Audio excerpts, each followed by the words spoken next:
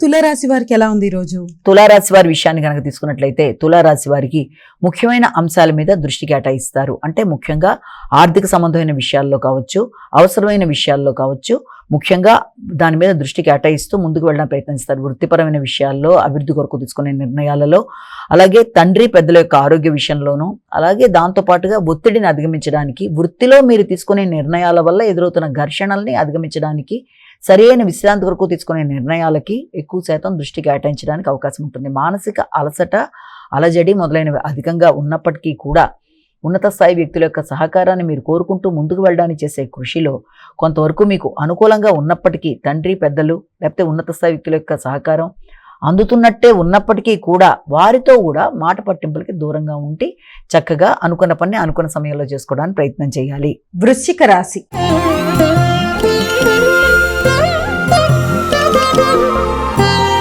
అమ్మా, వృశ్చిక రాశి వారికి ఎలా ఉంది ఈ రోజు? వృశ్చిక రాశి వారి విషయాన్ని కనుక తీసుకున్నట్లయితే ముఖ్యంగా వృశ్చిక రాశి వారికి ఆర్థిక సంబంధమైన విషయాలు, తండ్రి ఉన్నత విద్య, తండ్రి యొక్క ఆశీస్సులు మొదలైనవన్నీ కూడా చాలా వరకు అనుకూలంగా ఉండే అవకాశం అనేది ఉంది.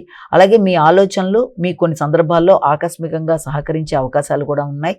ఉన్నప్పటికీ కూడా మీ యొక్క బంధువర్గంతో అనుకూలతలు, అలాగే వృత్తిపరమైన అభివృద్ధి, వృత్తిపరంగా మీ పై అధికారుల యొక్క సపోర్ట్తో అనుకున్న పనులు అనుకున్న సమయంలో చేయడానికి మీకు ఆసక్తి, వృత్తిలో నూతన అవకాశాలు, స్థాన చలనాలు, వృత్తిలో అభివృద్ధి మనసుకు ప్రశాంతతనిస్తాయి. ధనస్సు రాశి.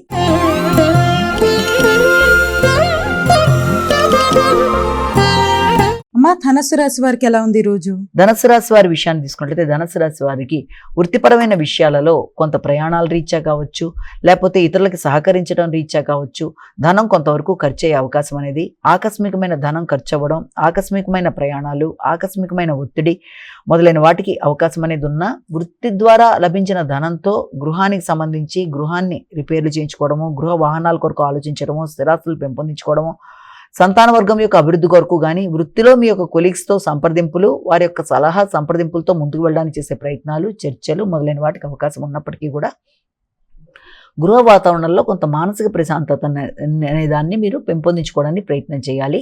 పై అధికారులతో ఒత్తిడి, డిస్టర్బెన్సీ లేకుండా ఎప్పటి పని అప్పుడు చేసుకుంటూ ముందుకు వెళ్ళిపోవడం బట్టి ప్రశాంతంగా ఉండే అవకాశం ఉంది. వ్యాపార విషయాల్లో తగిన జాగ్రత్తలతో ముందుకు వెళ్ళాలి. వ్యాపార పరంగా మిశ్రమ ఫలితాలకు అవకాశం ఉంది.